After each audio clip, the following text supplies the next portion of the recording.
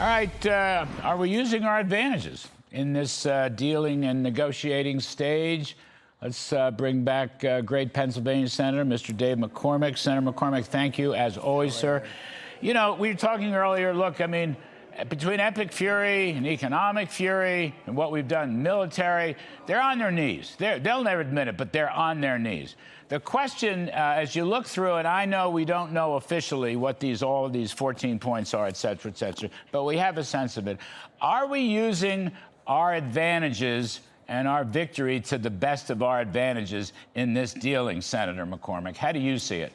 Well, I'd say two things. I think we need to separate the military campaign up to this point from the MOU.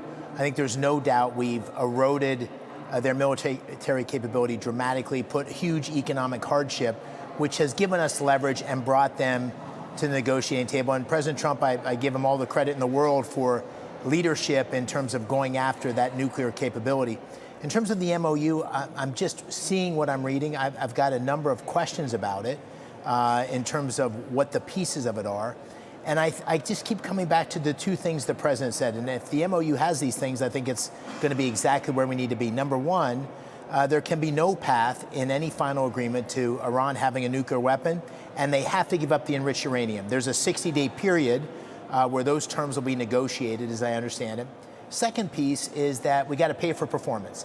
The Iranian regime is one that we can't trust. They've lied again and again. So any sanctions relief has to go hand in hand, or any of their ability to get access to the dollars that have been held under sanction needs to go hand in hand with tangible steps where we see them moving towards that goal. And so we'll have to see as it comes out and is more formal whether the MOU allows for that. It seems like the blockade is ending, will be phased out very rapidly if the MOU is signed. I don't know, Friday or whenever it's supposed to be signed.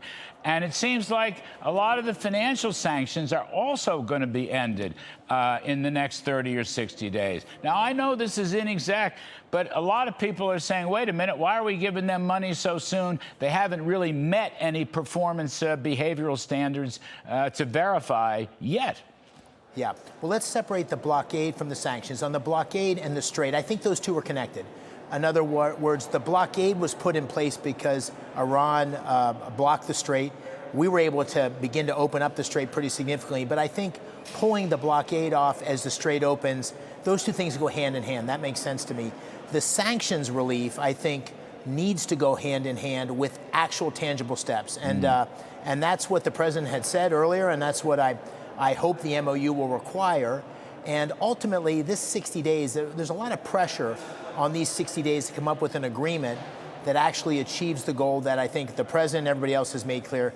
We can't have an Iran with nuclear weapons, and we have to have a path for them giving up the enriched uranium. If they take tangible steps, irrevocable steps towards that, then we should give them relief.